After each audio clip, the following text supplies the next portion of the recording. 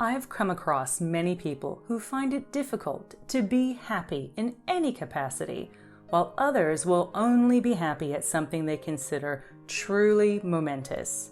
In either scenario, you're cutting yourself off from your birthright. Yes, I said it. I believe happiness is a birthright for everyone.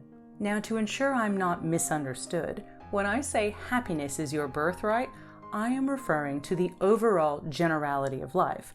I'm not saying that every single moment of your life will or should be filled to the brim with that emotion, even though that would be pretty amazing. We are all going to have bad days, sad moments, and negative things happen. Your birthright of happiness is deeper than a fleeting, shallow attitude. It sits at the heart of your existence, right alongside love. Many people don't know what actually makes them happy, and that's probably because there's nothing out there that makes it. You are the only creator of your happy. No one else, just you. Isn't that a relief? To know that you aren't responsible for anyone else's happiness, while at the same time, only you are responsible for yours. But how in the world do you find it? That question is really valid nowadays because most of us are so tapped into constant streams of information, peering into everyone else's lives through someone else's lens. That's a process that takes the attention away from our true selves and to everything else.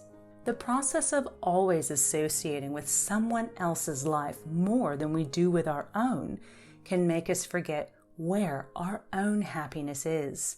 How so? Well, our ego minds are continuously in the fray of sensationalized headlines, images, and videos for the majority of the day.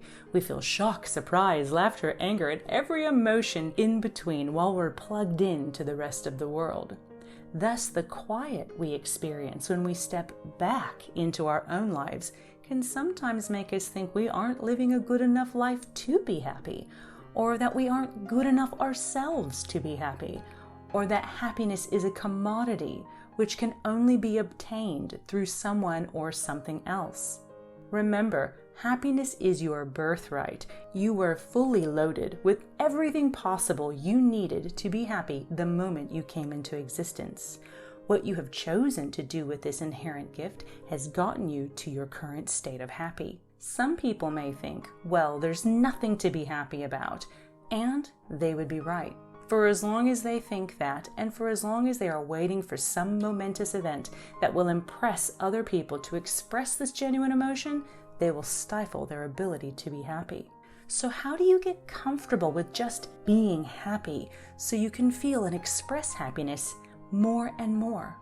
Well, by simply letting it be what it is. You do not need an excuse to smile, giggle, belly laugh, jump in the air, squeal with joy, dance or sing, or however else you express joy. Happiness doesn't have a minimum requirement for expression.